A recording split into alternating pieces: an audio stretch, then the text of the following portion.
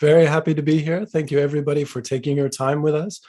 I think we should have something for everyone today, rather if this is an entry point for you for psychological safety or you're an expert, there's something good I think you'll be able to take away. So we're very happy to be here and spending these next few moments with you. Before I introduce the rest of the group that's going to be talking about psychological safety with me, I just want to tell you a little bit about Attuned.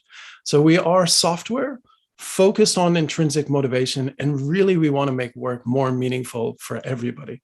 So more inclusive, bring more belonging. So what we do is help managers and teams understand the people around them very deeply by making something that is usually unseen, somebody's values towards work, their value hierarchies, their intrinsic motivation, where we usually don't have a vocabulary for, and give a vocabulary, make that visual so people can understand each other and hopefully create more psychologically safe environments. And with that, let me introduce the members with me. So Tom, I've got you here. Melissa, I've got you here. I'll ask you to introduce yourself in just a moment. But when you give kind of the brief introduction, could I ask you to give what does psychological safety mean to you in one word? Maybe at the end of your introduction. So Tom? Hi everyone. Hi Casey. Thanks for having me on. So I'm Tom Geraghty, and I'm the founder of psychsafety.co.uk, which is a website and action pack and newsletter and community that was set up maybe a year or so ago as the culmination of loads of effort and enthusiasm on my part for psychological safety over the past decade or so. And psychological safety in one word, for me, I think I would have to say belonging. Wonderful. Thank you, Tom. Melissa? Hi, I'm Melissa Tarantola. I have my PhD in clinical psychology, and I am a new member of Attuned, working for their research and development team as a psychologist. And I would say to summarize psychological safety in one word would probably be excitement, as it kind of gets me excited to get up and go to work whenever I'm in an environment that has psychological safety. That's excellent. So I know it's 5 a.m. where you are in Japan. So perfect that you're excited and ready to go. So Tom, Melissa, excited to get into this. For everybody watching, there's our contact details. So if you do download the slide and you want to get in contact with us, find out a little bit more, or engage us in a different way, that information will be there.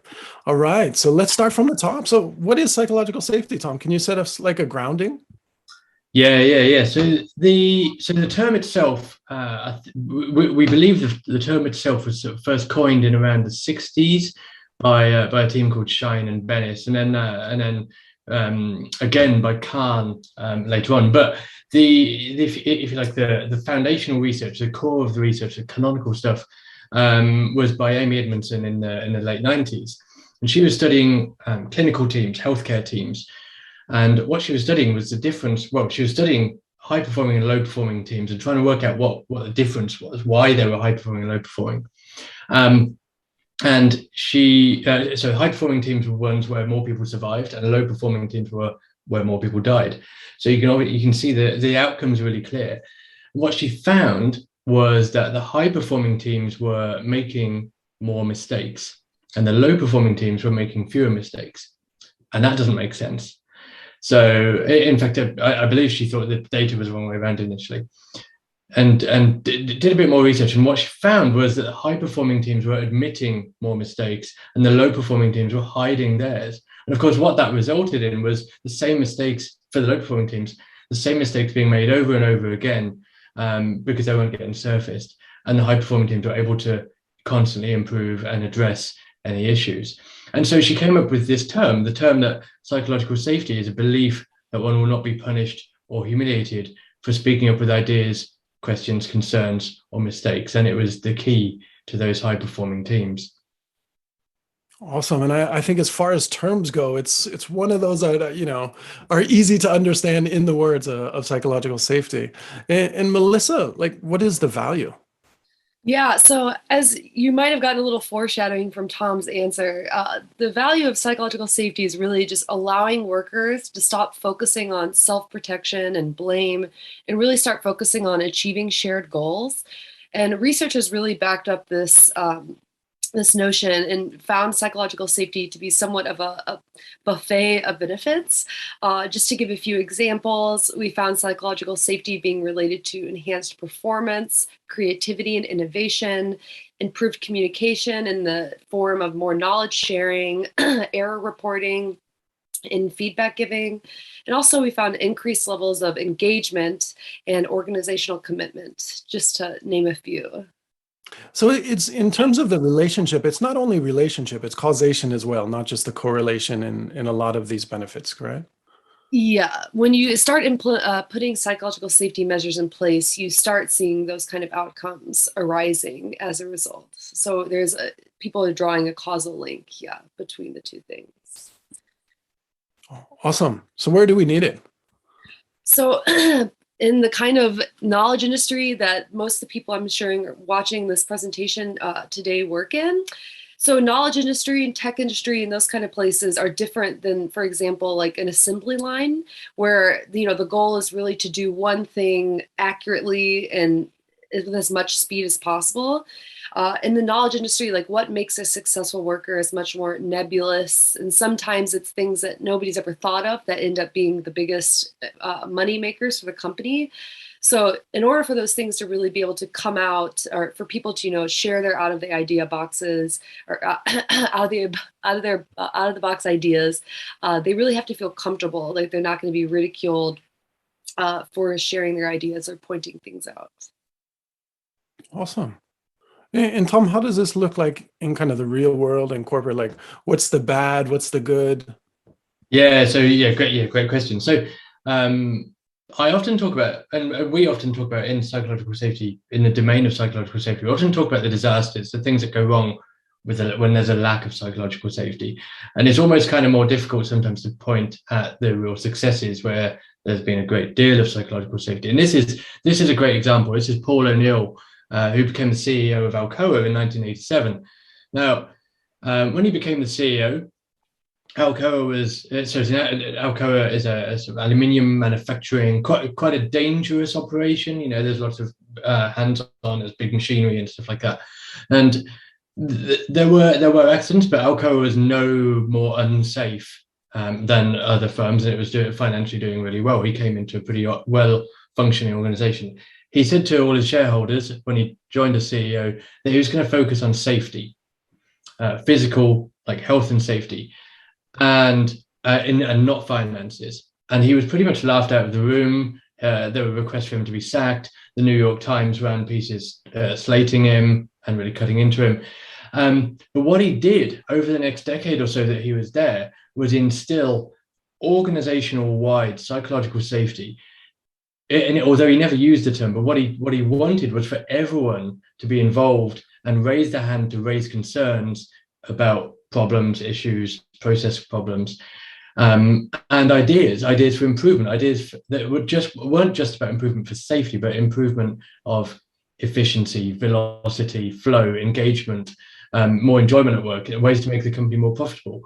And this focus on safety actually resulted in an improvement from, I think, somewhere like 3 billion value of the company in 1987 to something like 27 billion around 13 years later when he left the firm. So this is a great example of broad organizational psychological safety. It sounds like you need like a lot of leadership to initiate it, right? You were saying he's getting laughed out of the room. Is that still the case, you think, for leaders and managers today? And, there's also quite a long delay, it sounds like, between, okay, I'm starting this is what I'm looking at, and it's really that delayed gratification, maybe months or even years later.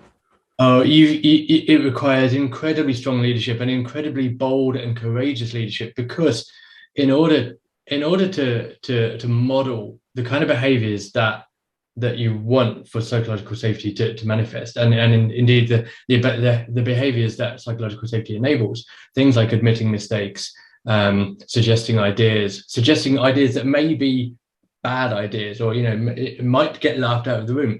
You've got to care very, very much for the people and the organization, and not care very much about the potential impact on you. As a leader, you've got to model those behaviors and really put yourself out there and really be bold about it. Creating a culture of psychological safety is possibly one of the bravest things a leader could do. So it sounds like a lot of connection to servant leadership and that model as well that you have to look at. So you kind of given us the upside.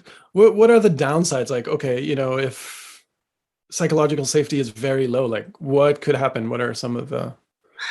So one of my usual examples is the Chernobyl disaster in 1987, incidentally the same year as Paul and Hill, and lots of, in fact, so lots of disasters: Challenger, the Nagasaki train crash, the Volkswagen emissions scandal, maybe even things like the global financial crisis or Enron. I believe can, to at least some degree, if not entirely, be traced back to a lack of psychological safety somewhere in the process. Maybe someone didn't put their hand up to say, I think there's a problem here, or they did, but they weren't listened to because of someone else didn't feel psychologically safe, or they didn't feel safe in challenging the potentially bad ideas of someone else, or potentially, and more likely someone in authority. Challenging the ideas of authority is, in fact, we'll come to this in a bit, probably one of the greatest levels of psychological safety you can have. Cheers. Now let's kind of start looking at kind of the models in it. I think we've set the framework of what it is, and okay, here's the upside, here's the downside. So like, how do we structure our thinking about it? And especially, if it's going to take so much leadership and bravery and most courageous things that we can do, like if there's some help that we can look at. So maybe if we can look at these. Yeah, so this is the data from Google's Project Aristotle. This is if anyone's looking for any evidence to show that psychological safety is important, it's actually real, it actually has business benefits, then this is it. There's a lot more evidence out there, but this is the core one. And this is Google's Project Aristotle were again looking at the factors for high performing teams. And they found these 4 factors: impact, meaning, structure and clarity, and dependability. This was in about 2013, and they knew these 4 factors were really important to create high performing teams. But there was something missing, because there was still massive variation between teams that scored highly on these 4 factors. And in fact, I think if you press the button again to activate the animation on the slide, maybe it doesn't. There we are. The top level is psychological safety. One of the researchers on the project found Amy Edmondson's research from 1999 and decided to measure psychological safety, and found that across the board, psychological safety was the foundation for all high-performing teams in Google. And all high-performing teams had a high degree of psychological safety. None of the low-performing teams had psychological safety at all. So this is a great piece of evidence, but it's also worth remembering that these things also matter. You can't have psychological safety in isolation. Teams also need impact, meaning, structure, and clarity, and the ability to depend on each other. But so this study was amazing, though. Didn't you say so? It's like hundreds of Google working teams were looked at, and still, the number one thing that impacted team success was psychological safety. I found this a really interesting study. And when we were kind of talking, like off screen kind of before, like I loved what you were saying, Tom, in a very psychologically safe way, that, okay, here's kind of a structure, and I'll let you kind of introduce the structure to everybody, but this has been ripped apart by academia. Is that correct? This slide here. Yeah, this slide, not the Google slide. Yeah. Sorry, I lost your audio for a moment. So I'm just going to talk about this as if you've just asked me what the 4 stages of psychological safety are. Perfect. So this is a really interesting model, and this is a model, a concept by Tim Clark, who wrote the book called The 4 Stages of Psychological Safety.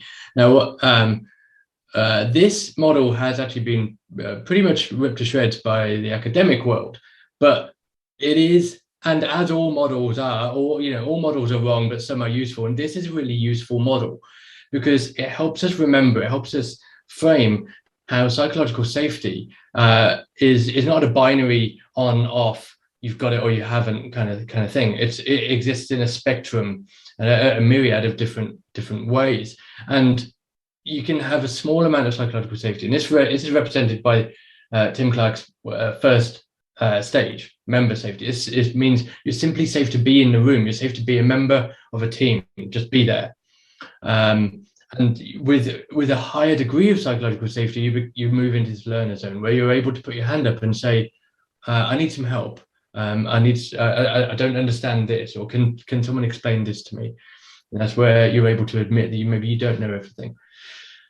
And building that psychological safety moves people into the contributor level, which is where people can admit mistakes and put their own ideas, make their own suggestions. And this is super powerful. This requires a high degree of safety, because when you contribute ideas, you're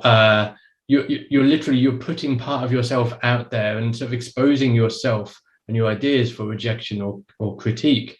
So it requires quite a degree of psychological safety. Finally, people move to the challenger level of psychological safety. This, as we were saying before, this is where you're able to challenge the ways the team does things, or challenge the ideas of other people on the team, including those people very senior to you on the team.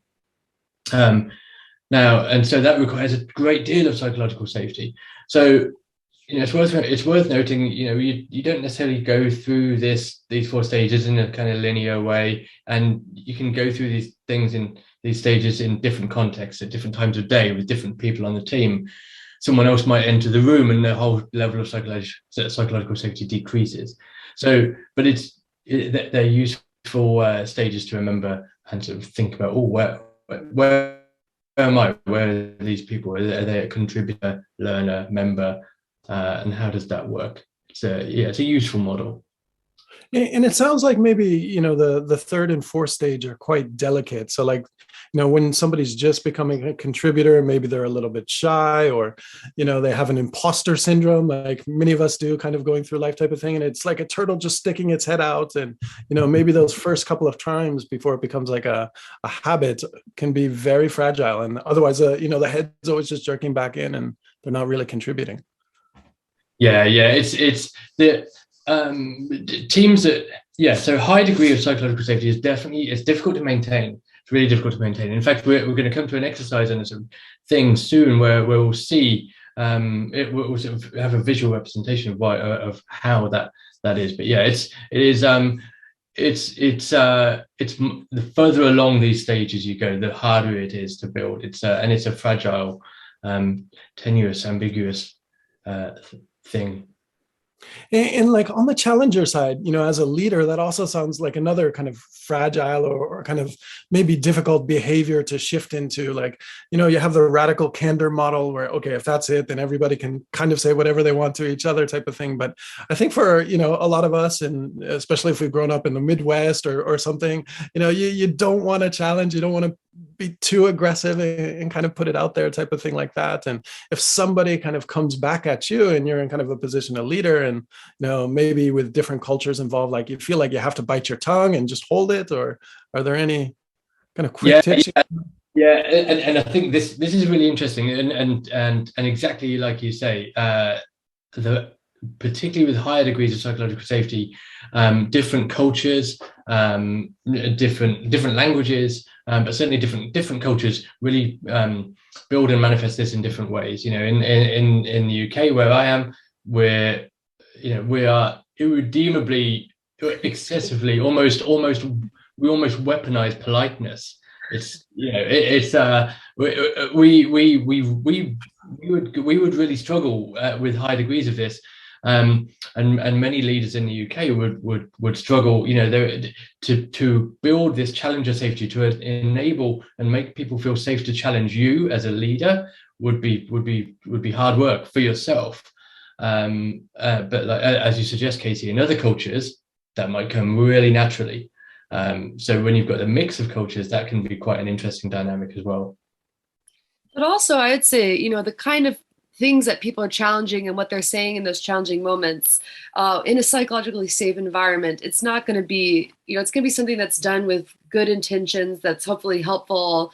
And so it's not just saying whatever you want, it's giving people the space to say things that are going to help others grow and learn and improve. So, I still think there's ways, even for, the Japanese and the British, who are famous for their politeness, to find a way to be comfortable with this kind of stuff and find some usefulness coming from it. And it's interesting knowing Japan fairly well. We have this image of Japanese being very polite, but Japanese can be really rough and vigorous to each other, kind of behind closed doors. So I understand. And it sounds like, if you're uncomfortable, like as a manager, and kind of feeling like, okay, is this crazy and chaos, and do they respect me anymore, type of thing like that.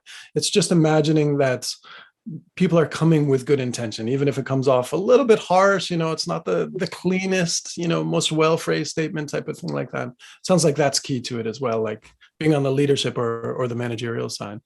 Absolutely. And kind of looking at teams, like, let's see how this kind of fits into the team structure. Tom, you mind taking us through? Yeah, so this I find really interesting, and when I first saw Tim Clark's 4 stages of psychological safety, I instantly thought that's just like Tuckman's model. I'm sure there's an analogy of Tuckman's model here. Maybe it's just because there's 4 stages of Tuckman's model as well, but Tuckman's model describes the journey that a team goes through from creation to long-term performing, and this is a really interesting point, because teams sort of jostle for position and find their roles and values and set their behaviors and their norms through this storming phase. And now this is a really powerful point for psychological safety, because this is where setting behaviors and setting norms is key. Because for a team to build psychological safety, a high degree of psychological safety requires a shared understanding of those norms and behaviors, what's expected of each other on the team. And so doing that well in the storming phase allows people to move into the norming phase. And this is where you gradually build that psychological safety, the performance, the capability, the expertise, to move into the performing phase, which is where real learning occurs and where the team can really excel. There's a dotted line on that chart, because team changes at the norming phase can throw people back into storming, and sort of you've got to almost go through that process all over again, particularly if the change is quite significant. So Tuckman's model is a really useful way of thinking about the stage a team is at and how much effort you have to put in for psychological safety to be present. And as I've gone through my business life, I think it's what I've lacked in kind of like emotionally responding to sometimes is I don't know the stage we're in, and like, okay, and especially the storming stage of a team, and I didn't have this model, and like, this just feels uncomfortable. This is wrong. This isn't here. So like understanding, okay, this is the stage we're in terms of storming. And I think what we've seen, like with research is well, like in that storming phases, I think it kind of diverge in a couple of different ways in terms of maybe the conflict, how it manifests itself. And, if you're having conflict, like relationship conflict between members where it's more personal, okay, those are the storms you might really want to be, scared of. But if it's more kind of task or idea or challenging, kind of thoughts, then that one's kind of an okay kind of form of storming. Is that what you found as well, Tom? Yeah, certainly, and just like you say, that relational conflict can be really difficult and really challenging for a team. That can be quite damaging for psychological safety. But the conflict where you're able to debate ideas and contribute ideas, debate the ideas, improve the ideas, put your hand up and say, actually, I think I got something wrong, or say, do you know what? I don't even understand that. Can someone help me out? That sort of conflict, where you're improving, you're materially improving the ways of working or the concept or the innovation capability of the team. That's super powerful. That's the thing that psychological safety really enables. Is a superpower underneath it. So it seems like, kind of as a quick guide in your mind. So if you're in the storming phase and you're saying, okay, conflict of ideas and challenging type of thing like that, then that probably connects, okay, we're on the pathway to becoming a high performing team. This is good. Like these are the kind of the groundworks of psychological safety. If it's more kind of relationship, like we just can't get on type of thing, okay, this looks like we're going to be a low performing team, and probably a different intervention is what's needed. Exactly. That's where coming right back to the shared values and behaviors is really, really powerful, because that's getting and working with the team for everyone to agree and distill those shared common values is really powerful, and that's where we can begin to grow back from that relational conflict. And there's a way to think about this in terms of performance, correct? Yeah, this is fantastic. This is one of my favorite sort of concepts in psychological safety. This is borrowed or adapted from Amy Edmondson's book, The Fearless Organization, which is a fantastic book. And this is a really useful quadrant. This is both useful for us to conceptualize psychological safety and team performance, but also that you can use this as a workshop.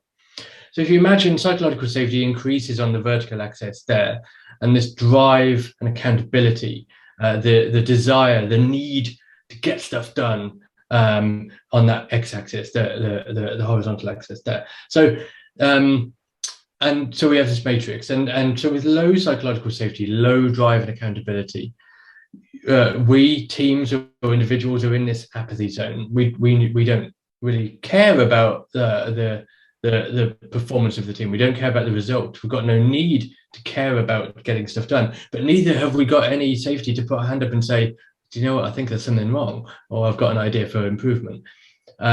So we're sort of stuck in this zone, and we're stuck there, and it's slow.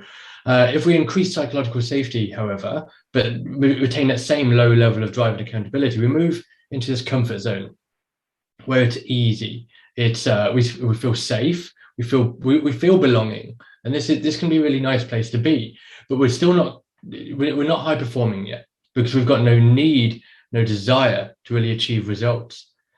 Now, if we sort of flip that and increase that drive and accountability, that need to achieve results, but we've got a low psychological safety, over in that bottom right corner, we're in the anxiety zone. This is where stress, burnout, and anxiety occur, and this is a competitive zone. Maybe this is where individuals are competing against each other, even though they're on the same team, maybe. And this is where burnout occurs. And so this is a dangerous place to be for a team, because this is where people might leave the team intentionally, or they might leave the team for they might become sick and burn out and need to take time off for their own health.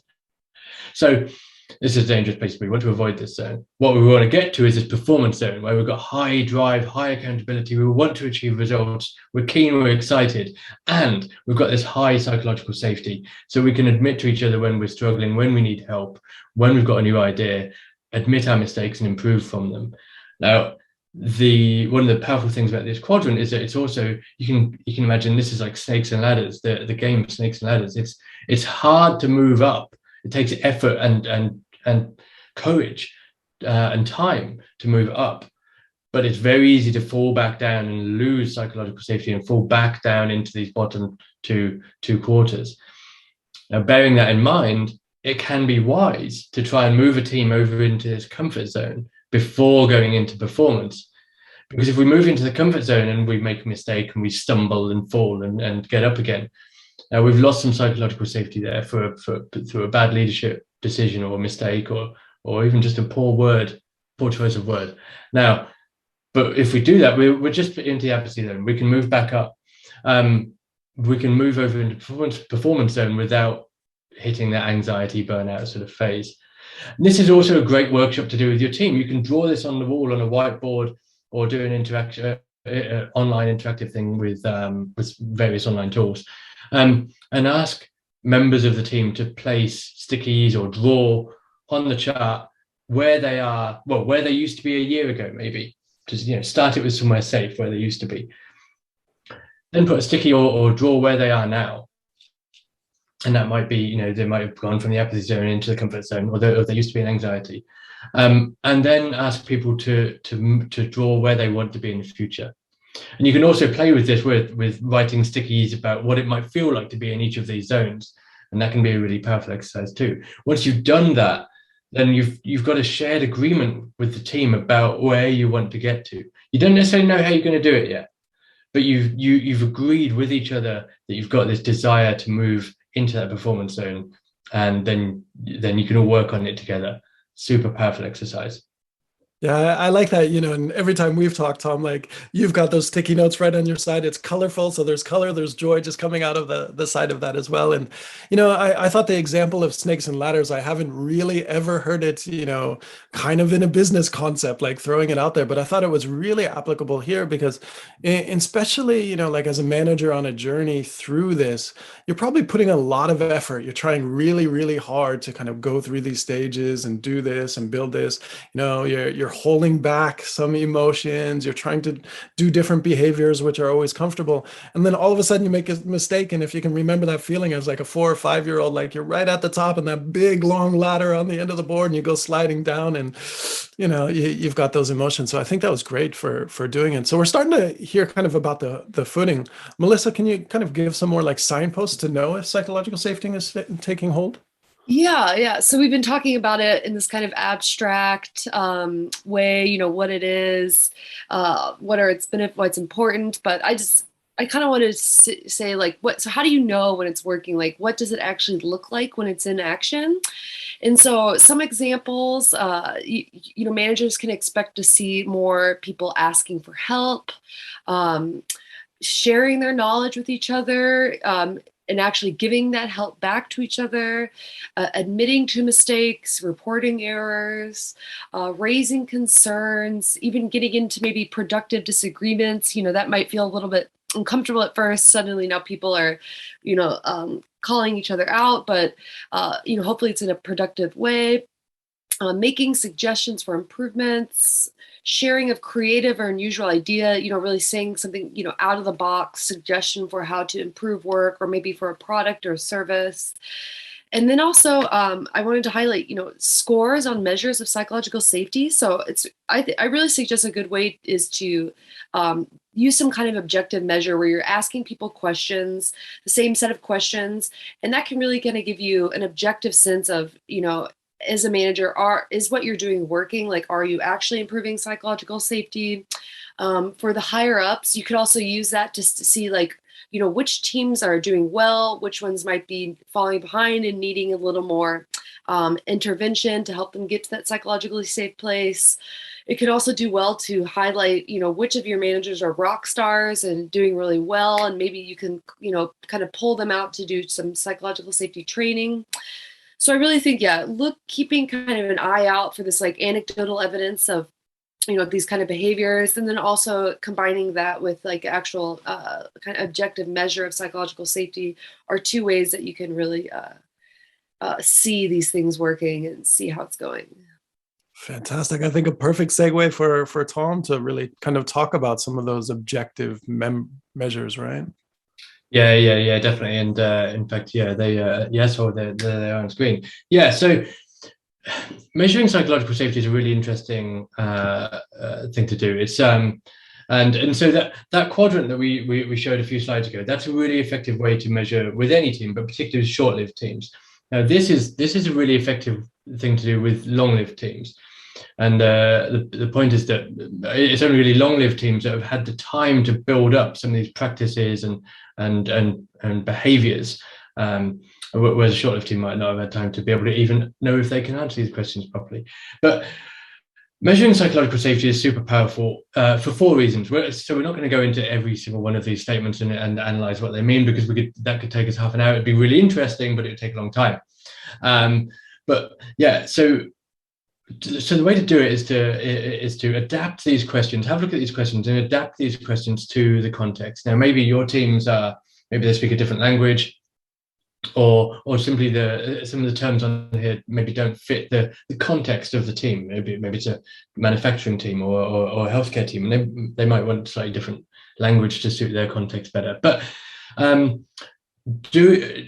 issuing a survey and asking people to agree with these statements on a Likert scale of 1 to 5 means that you can get some average scores as Melissa said, per team, for across the organization, and per sort of section, and high scores are good, obviously. What this is doing is kind of four things. First of all, it's highlighting any issues that are damaging psychological safety. So if a team scores low on, say, it's safe for me to take a risk on this team, then there's some work to do there about making it safer to take risks.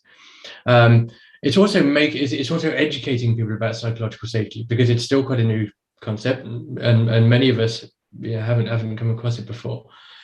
Thirdly, it's making psychological safety a psychologically safe thing to talk about, which is really important, because it can be kind of a weird kind of thing to talk about for many teams who are not used to sort of talking at this sort of level.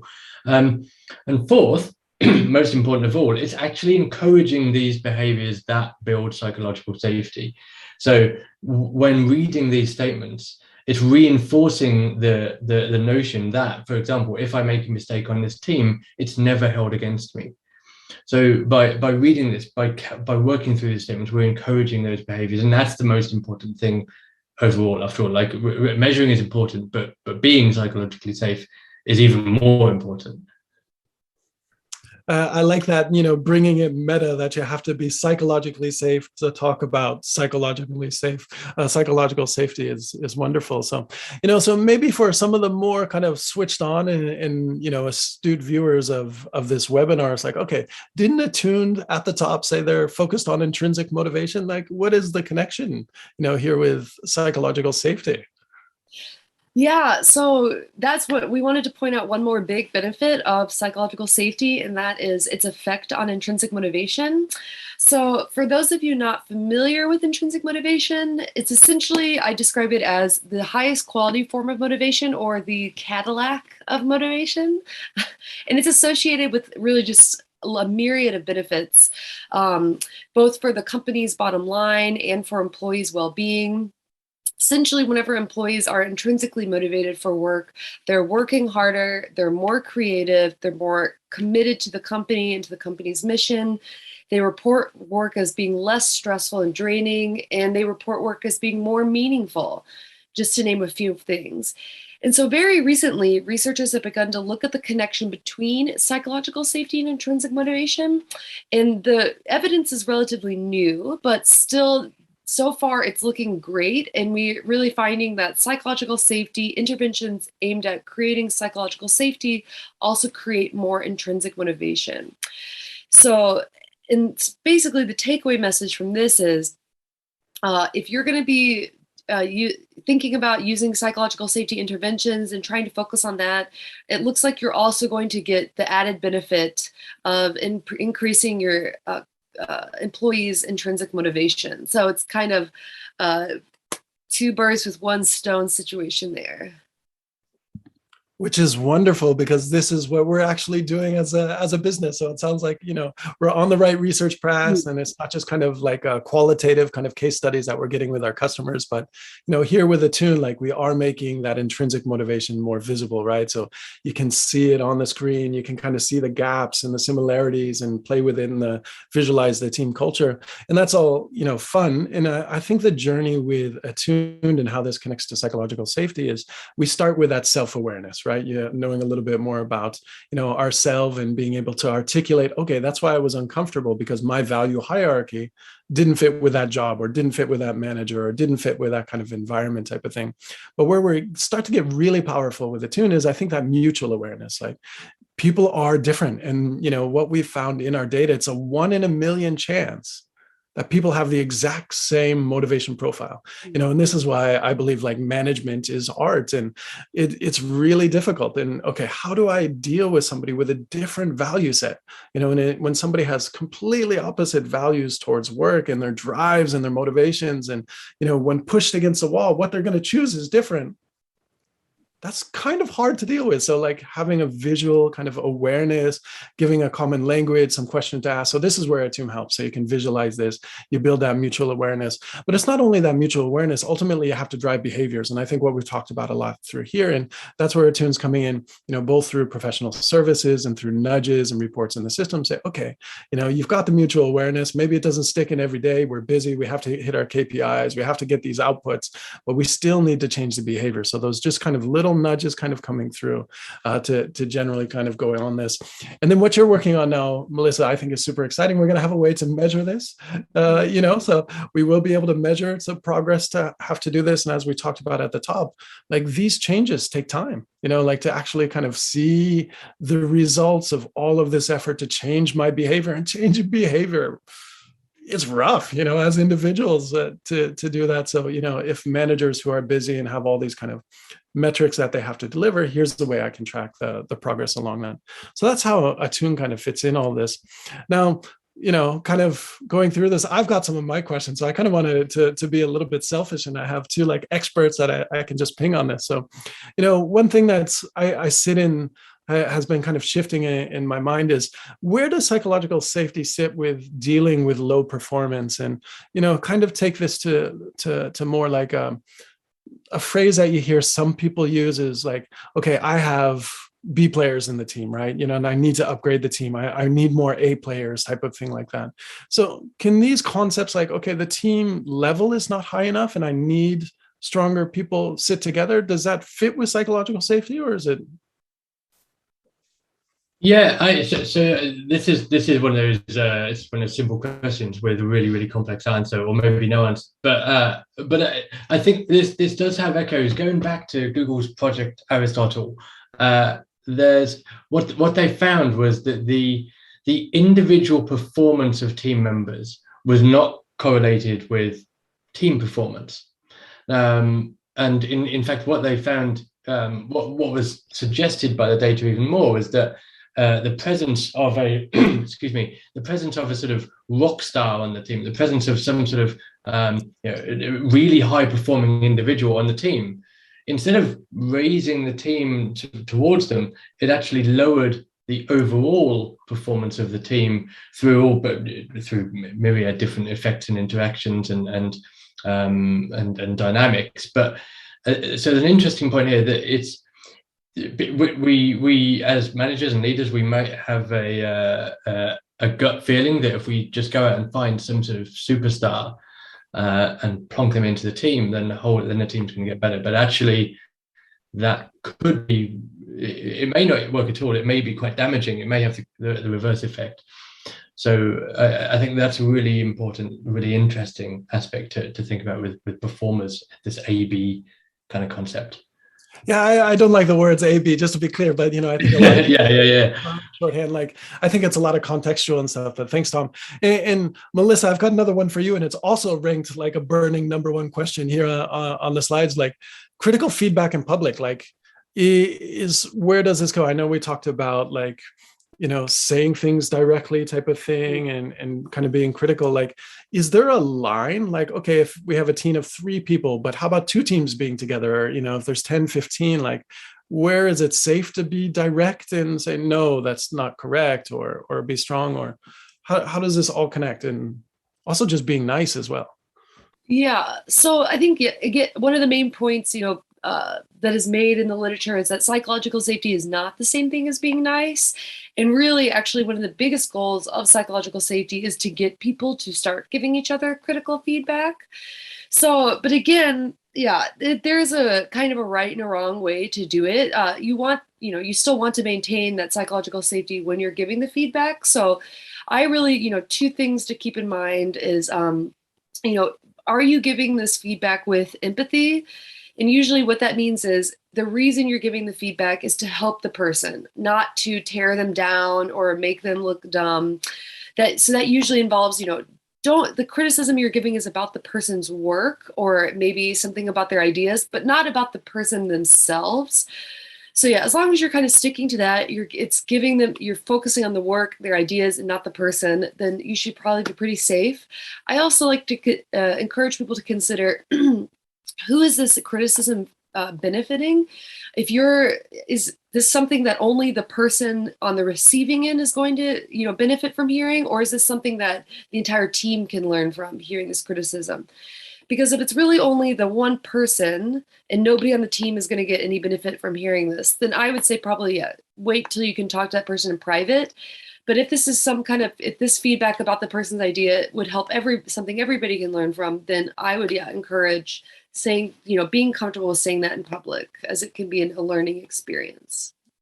Interesting. And I think that kind of comes back to one of the critical roles of like a leader is you're trying to model the correct behaviors, but you have to kind of like draw a line with this is an incorrect behavior. And it sounds like, okay, if this feedback is useful for the group because somebody's displaying incorrect behavior, this is not psychologically safe, or, what we've agreed is our common shared values, then I have to call that out, or, as a leader to do that. And that's helpful for the group, even though it might be uncomfortable for the individual. Sounds like a good demarcation. Yes. So I've got more questions, but I want to open it and leave space for the audience to jump in. So let's kind of get close to wrapping up. And what can people take away and do tomorrow to start working on psychological safety? If somebody's just starting out. Should I take that one? I could take that one. So I think so. I think this is a really important thing. A really important point here is about talking about psychological safety. This is to start a discussion.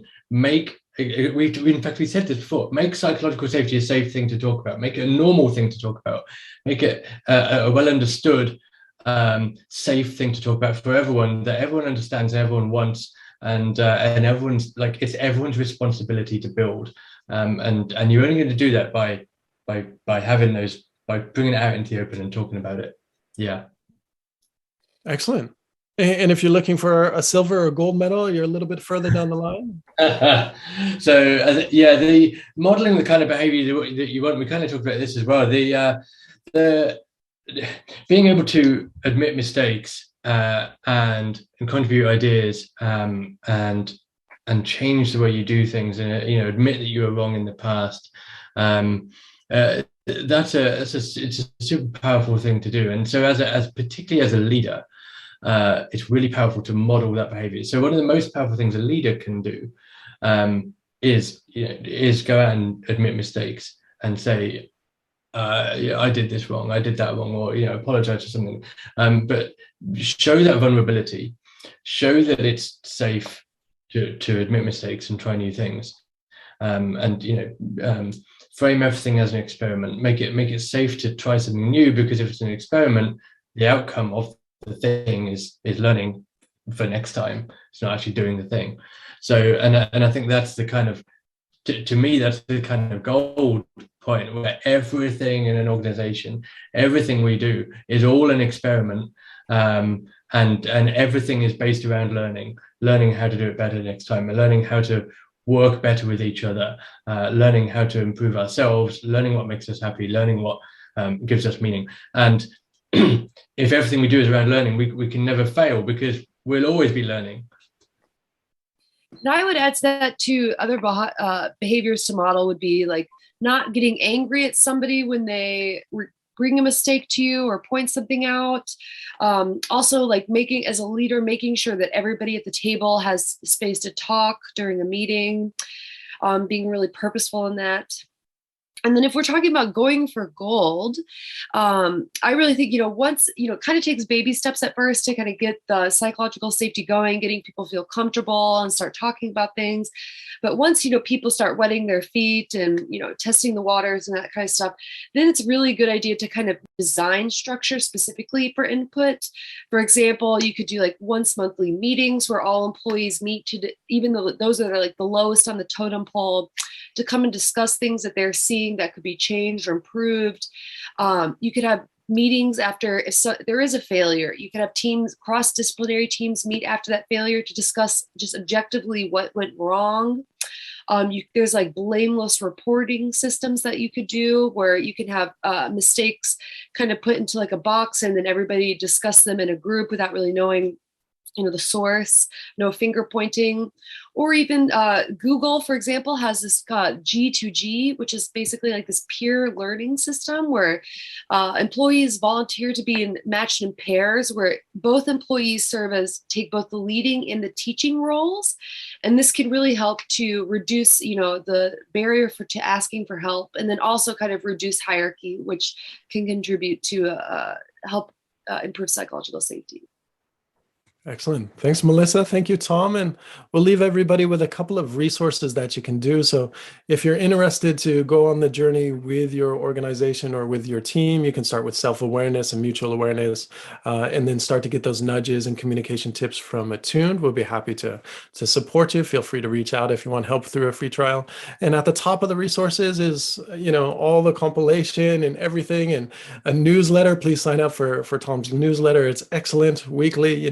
There's some culture and a beautiful poem almost every time selected. So, and here's some reading for you as well. So with that, let's open it up. Ask if maybe Joel can help come back and see if there's any questions that we could answer.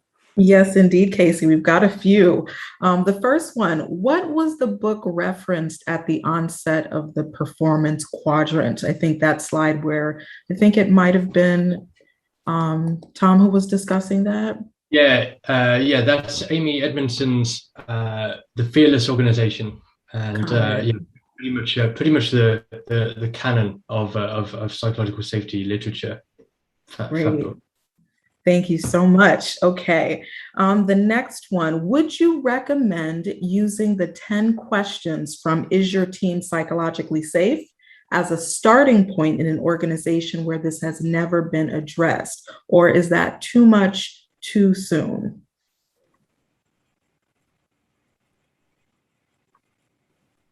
Good question. It's could do it. I suggest you'd get better results, and it would land better if it's preempted with some discussions and talks about psychological safety, what it is, what are we doing here, and some stories about psychological safety, whatever, maybe find some of your own stories, or describe what it might be like think about what it might be like to be on a psychologically safe team, and then lead into that, work into that, because going in cold straight into that might be a little jarring. Makes sense. Okay, thank you, Tom.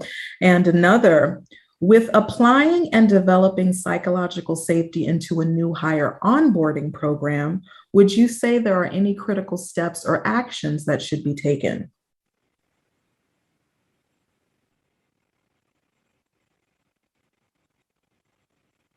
Melissa, did you want to have a go?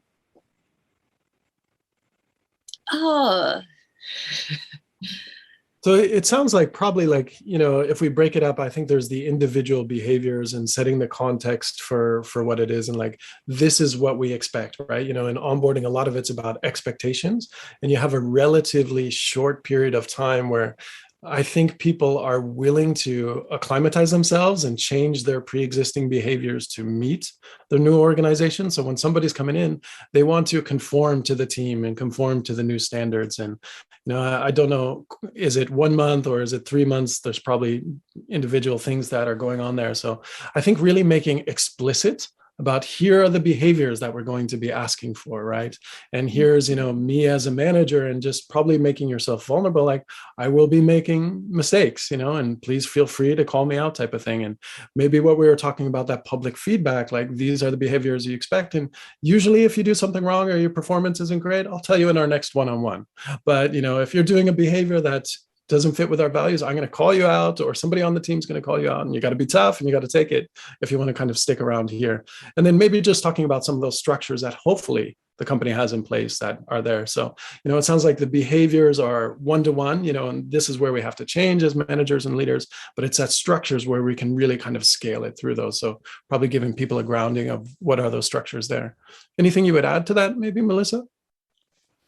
I think really, setting the tone early, right off the bat, and helping people know that this is the kind of environment they're coming into. I think, the earlier the better, setting up those expectations. Yeah, I think it's just expectation setting. Like that's usually where disappointment comes in. Okay, you are going to get critical feedback. Don't, this is going to come. Be ready for it. And people can probably handle it. But if they don't understand that that's going to come, it can be a shock and an emotional journey, especially if they don't have these models and context and the right way to think about it. That's right. Makes sense. All right. Another really interesting question. So you've talked about psychological safety in an organization.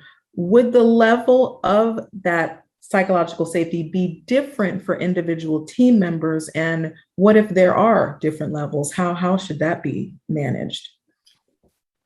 Yeah, so this is absolutely it's going to be different for different team members. It's going to be different for different teams, different team members.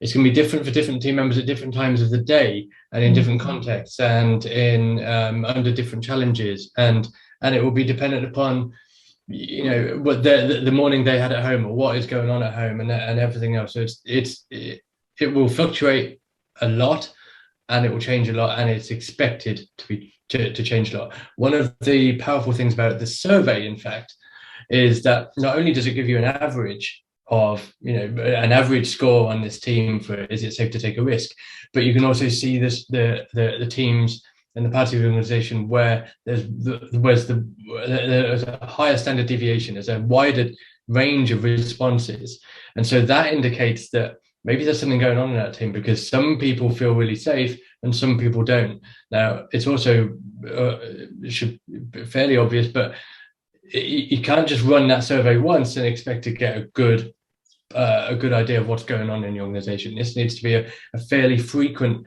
touch point, and not only will you get better data over time, but you'll make it a more habitual, more safe thing to do, to sort of record responses, and sort of it'll become a more normal thing to do. So yes, absolutely, but it'll change all the time for everyone and all teams. So it's going to fluctuate a lot. Understood. All right, one more question, the last one. How much of this is based on parallels, Brathwaite's work in restorative practices? You guys familiar with that? Melissa, did your PhD reading come up with that one? No, to be honest, I can't say I'm familiar with the connection there. Sorry, I think we're going to probably have to dodge have that to miss that. And I apologize. I actually misread it. It's fantastic. It's been a while since I've been on a panel where we're stumped, from a question. So well done. And Casey, just to correct myself, I misread it just a little bit. It may not help, but it's how much of this is based on or parallels Brathwaite's work in restorative practices. But if that still stumps you, we will move on. So we have our contact details at the beginning, and we do a lot of research. We read a lot of academic papers. So I think we've been given some homework. So if anybody would like to continue that conversation, please feel free to reach out. Awesome. Well, we are right up at the hour, so we'll start to close. Thank you so much to Casey, Tom, and Melissa for such an enriching conversation on such a relevant topic. Just a reminder to HCI members, today's webcast has been approved for HRCI and SHRM credit, as well as for HCI recertification. Your credits for attending this webcast will soon show up in your My HCI profile under the transcript tab. While you're there, don't forget to check out hci.org for even more insights, as well as information on our certifications and events. And one more thank you to our presenters today and to all of the great people at Attuned. Thank you again, Casey. And I'd also like to thank you, our webcast viewer. Thanks for spending an hour with us, and we'll see you next time.